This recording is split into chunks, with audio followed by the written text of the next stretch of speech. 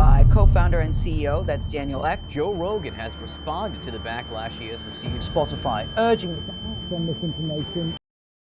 अगर आप 90s के हो तो आपको पता है कि म्यूजिक की क्या वैल्यू होती है। इन स्ट्रीमिंग प्लेटफॉर्म से पहले हम कैसे गाने सुनते थे और गाने रखना was a luxury। तो लेट्स डिस्कस अबाउट स्पॉटिफाई कि इन्होंने पायरेसी कैसे रोकी और म्यूजिक इंडस्ट्री को बचाया या तबाह किया। इसको जानने के लिए हमें हिस्ट्री जाननी होगी स्पॉटिफाई की और डैनियल की, जो कि को फाउंडर है स्पॉटिफाई के। 2006 में जब म्यूजिक इंडस्ट्री एक बहुत ही मैसिव हिट ले रही थी, उन्हें लॉसेस पे लॉसेस हो रहे थे क्योंकि उस टाइम पे म्यूजिक लेबल्स की सीडीज बिकना कम हो चुकी थी। देखो हम लोग रहते हैं इंडिया में, हमारे यहाँ पे लीगल सीडीज तो देखो बहुत ही महंगी हुआ करती थी और हमने ये कॉन्सेप्ट नहीं देखा। हम हमेशा पायरेसी कर रहे थे। उस टाइम पे मैं 20 रुपीज की सीडीज खरीदता था और उसमें मेरे को 100 गाने मिल जाते थे और मुझे लगता था कि मैं गाने खरीद के सुन रहा हूँ। बट उस टाइम पे मैंने डिस्कवर की एक जगह जिसका नाम था म्यूजिक लैंड। उस पे मिलते थे हमें ऑफिशियल कह लो, ओरिजिनल कह लो सीडीज, जिसके प्राइसेस बहुत हाई हुआ करते थे। एक म्यूजिक सीडी जिसमें 10 गाने हुआ करते थे वो 500 से मिनिमम शुरू हुआ करती थी। और जैसे जैसे इंडिया में इंटरनेट चीप हो रहा था और डाउनलोडिंग स्पीड बढ़ रही थी, लोगों ने टॉरेंट यूज करना शुरू कर दिया था और उस टाइम पे चल रहा था वर्ल्ड वाइड एक नाम Napster. Legal troubles over copyright infringement aren't slowing down Napster. The song swapping company is now in the top 50 list of most visited sites on the web, according to Mediametrics, and spin-offs are on the way. Napster एक illegal website थी जहां से आप music download कर सकते थे और free में सुन सकते थे।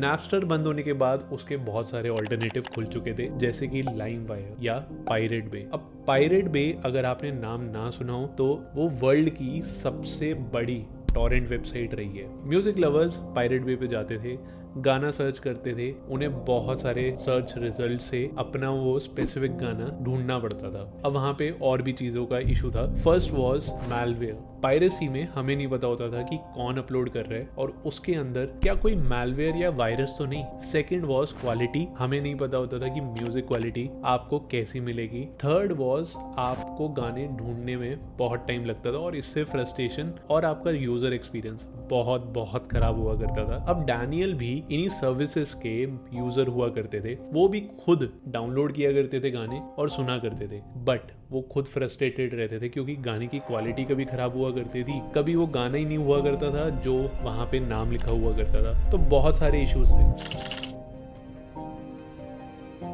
डैनियल जब 20 साल के हुए तो उन्होंने बहुत सारे बिजनेसेस कर लिए थे और उनका एक बड़ा बिजनेस उन्होंने एक कंपनी को बेच दिया था जिसका नाम था ट्रेड डबलर्स। वो बिजनेस बेच के वो एक मिलियनियर बन चुके थे, जो कि हर 20 साल के बच्चे का सपना हुआ करता होगा।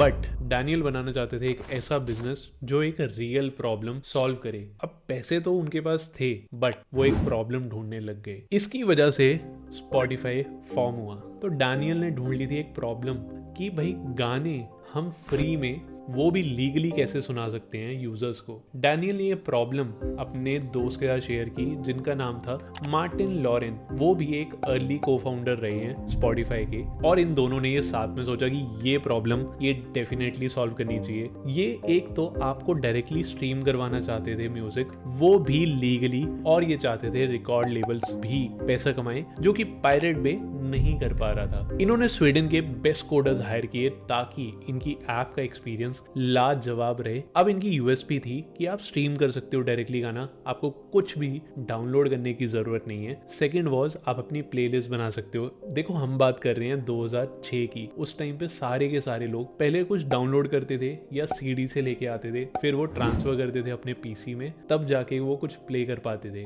और अगर आपको कोई भी पोर्टेबल डिवाइस जैसे आपके फोन या आईपॉड में ट्रांसफर करने गाने, तो वो पीसी से कनेक्ट किया जाता था और फिर ट्रांसफर किए जाते थे। बहुत ही अनबिलीवेबल टेक्नोलॉजी बनाने की कोशिश कर रहे थे ये लोग। स्टार्टिंग में प्रोटोटाइप बनाते हुए इन्होंने डाउनलोड कर लिए थे हजारों लाखों सॉन्ग्स पायरेसी से ही, क्योंकि इनको ट्राई आउट करना था कि इनकी स्ट्रीमिंग प्लेटफॉर्म कैसे चलेगा। जिन जिन के पास इनका इनवाइट कोड जा रहा था और वो ऐप ट्राई कर रहे थे, वो बस एक ही चीज कह रहे थे कि भाई क्या कमाल की ऐप बनाई है इन्होंने, क्योंकि वो लो इंटरनेट स्पीड पे भी स्ट्रीम करवा रहे थे अपना म्यूजिक, वो भी जबरदस्त क्वालिटी में। पूरी स्वीडन म्यूजिक इंडस्ट्री में ये बात फैल चुकी थी कि एक ऐप बहुत ही तगड़ा काम कर रही है जिसका नाम है स्पॉटिफाई। प्रोटोटाइप रेडी होने के बाद ये लोग गए मेजर रिकॉर्ड प्लेयर्स के पास, जो कि थे सोनी, वार्नर और यूनिवर्सल, बट इन्होंने मीटिंग शुरू होने से पहले ही मना कर दिया, क्योंकि स्पॉटिफाई की पिच हुआ करती थी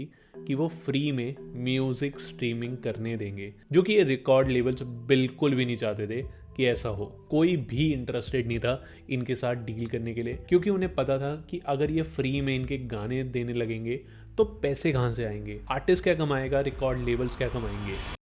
Taylor Swift versus Spotify tonight, her new album burning up the charts, and this evening she's taking a stand now, pulling her music on Spotify off, and all of this is over pricing.